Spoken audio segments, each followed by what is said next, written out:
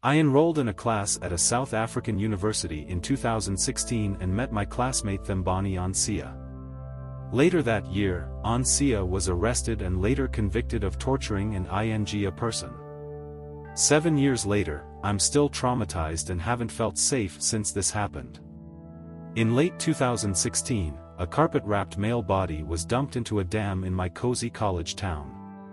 The corpse bore extensive traces of torture. Before that, Grahamstown in South Africa was my second home.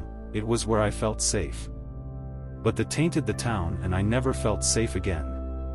7 years later, I still consider the to be my ex-classmate. I met him in a college class. In mid-2016 I enrolled in a culture and language course at Rhodes University in South Africa. The class was small, about a dozen students. It was the kind of classroom that attracted passionate professors and interested students. I met my classmate Thembani Onceya here. He was a teenager in school and was known for his poetry, activism, and citizen journalism. In that class, however, I got to know him as an orator and a passionate language learner.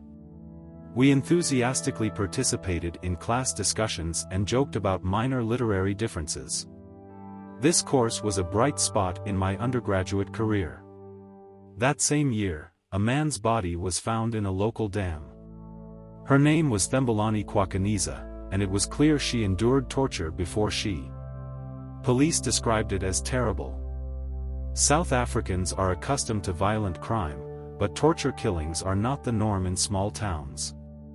In Grahamstown, students walked home from nightclubs, and pickpocketing and theft were the predominant crimes.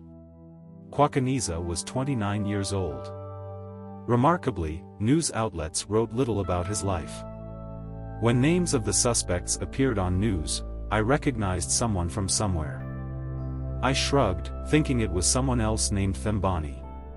It can't be the person I met in class, I tried to convince myself. But then I saw a photo of him taken in court and was shocked. This was, of course, Thembani Onceya in my languages class.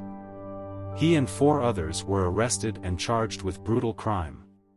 The 2 were cousins and the supposed leader was Onceya. Seeing my ex-classmate's face next to a cap was just the beginning of the shock. Local news quickly locked onto the case due to its mix of brutality and humanitarian interest. My fear increased with every truth that emerged. I couldn't get my mind off the fact that this was a brutal torture orchestrated by a student at my university. It was later reported that Onceya did all this because she stole Qwakanisa's laptop. I saw that laptop in class. Onceya would sometimes take her close to us when we chatted about the weather before the lesson started. That laptop never materialized and there is no evidence that Qwakanisa was the thief. While trial was going on, one of the men admitted his guilt before others. Others were convicted in 2018. The judge said it was one of the worst imaginable. Onceya was sentenced to life imprisonment. I realized the convictions had a legal consequence, but it did nothing for the rest of us.